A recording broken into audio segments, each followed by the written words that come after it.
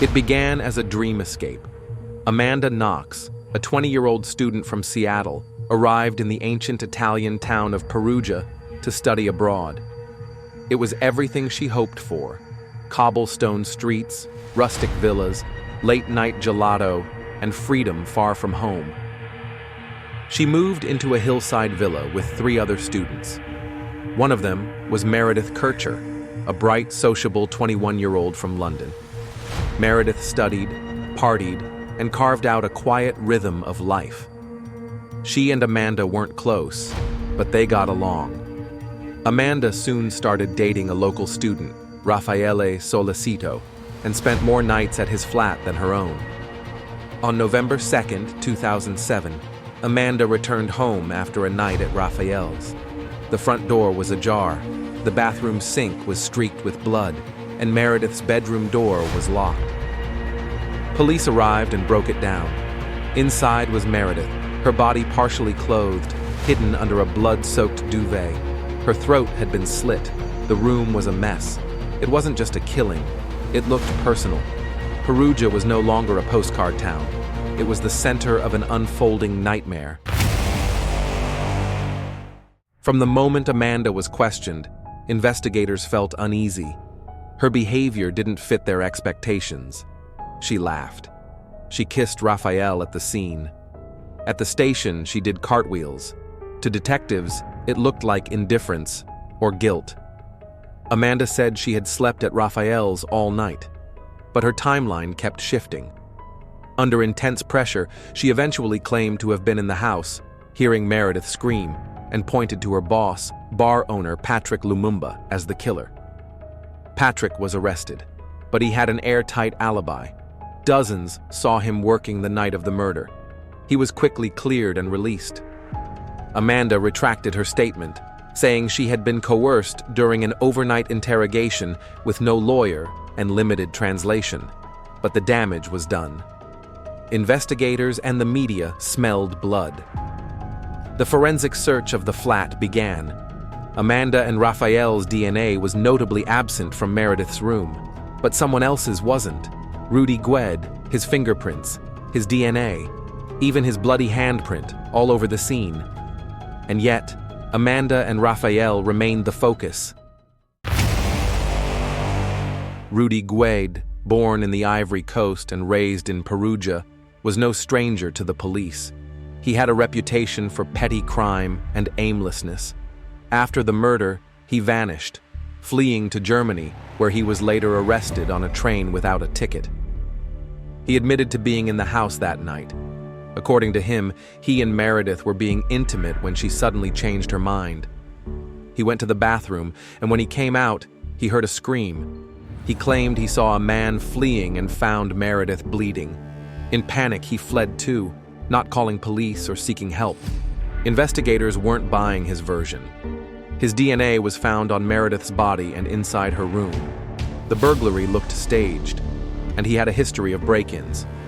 Rudy was tried separately and convicted of Meredith's murder in 2008. He received a 30-year sentence, later reduced to 16. But prosecutors still weren't done with Amanda and Raphael. They insisted Rudy didn't act alone, and that this was a deadly group assault.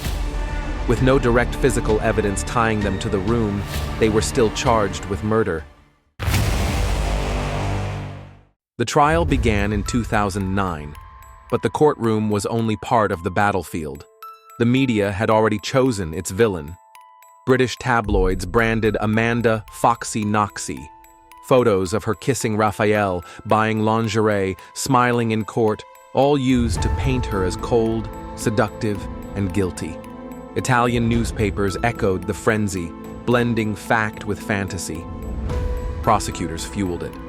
They described a drug-fueled sex game gone wrong, claiming Amanda was the mastermind behind Meredith's murder, out of jealousy, spite, or lust.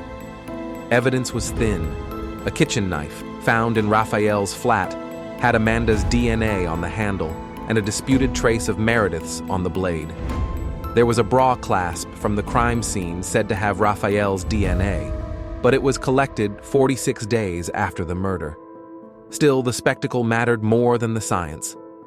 Amanda and Raphael were found guilty. Amanda was sentenced to 26 years. Raphael got 25.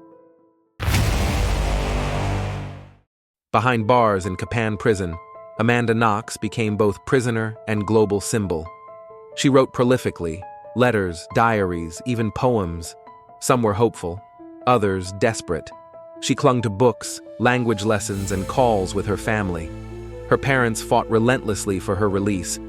Amanda maintained her innocence, insisting she was a scared, confused girl trapped in a foreign justice system she didn't understand. She called the process surreal. "I'm not what they say," she wrote. "I am not the monster." She endured strip searches, harsh headlines, and suspicion from fellow inmates. Her every word, every facial expression, was relayed to the world outside and twisted in headlines. Meanwhile, her family launched a global campaign, hiring PR firms and legal experts to expose flaws in the case. And slowly, cracks began to show. The tide was turning. The world was paying closer attention, not to the myths, but to the facts. In 2011, Amanda and Raphael returned to court for their appeal. This time, independent forensic experts were brought in. They dismantled the prosecution's evidence. The kitchen knife? No reliable trace of Meredith's DNA. The bra clasp? Contaminated, handled by multiple officers and left on the floor for over a month. Witnesses recanted. The narrative shifted. After 4 years in prison, Amanda Knox was acquitted. She collapsed in tears. That night, she flew home to Seattle, a free woman. But not for long. In 2013, Italy's Supreme Court overturned the acquittal, demanding another retrial. Amanda, now back in the US, refused to return. In 2014, she and Raphael were reconvicted in absentia. It seemed endless. Accused, freed, and accused again, caught in a legal system that couldn't let go. Finally, in 2015, the highest court in Italy issued its final word. Amanda Knox and Raffaele Sollecito were definitively acquitted. The court cited astounding flaws in the case, from bungled evidence to media interference. It was over, but not really. Through all the headlines, trials, and documentaries, one name was often lost. Meredith Kercher, a daughter, a sister, a friend, described as kind, curious, and full of promise. Her life was reduced to a crime scene, her story overshadowed by a courtroom circus. Her family asked for dignity, for justice, and for peace. But peace never came. Rudy Guidi, the only man convicted of her murder, served 13 years before being released. He now lives freely in Italy. Meredith's loved ones still don't know what truly happened that night, and maybe they never will. Today, Amanda Knox lives in the US, married with a child. She writes, speaks, and advocates for the wrongfully accused. Her story is still divisive. To some, she's a survivor of a broken system. To others, she remains an enigma, her innocence questioned, her emotions dissected. She's the subject of books, films, interviews, and op-eds.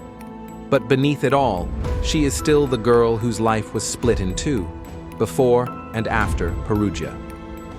"I was silenced," she once said. "Now I speak." But not everyone is listening. The Amanda Knox case exposed more than just a flawed investigation. It revealed how media can manufacture monsters, how justice can be swayed by public opinion, and how facts can drown in noise. It's a story of bias, of failure, and of the enduring power of narrative. One young woman died, another was imprisoned, a third walked free. But there are still no clean endings here. Only questions, trauma, and the haunting silence of what might have been. Because when murder becomes entertainment, the truth gets left behind.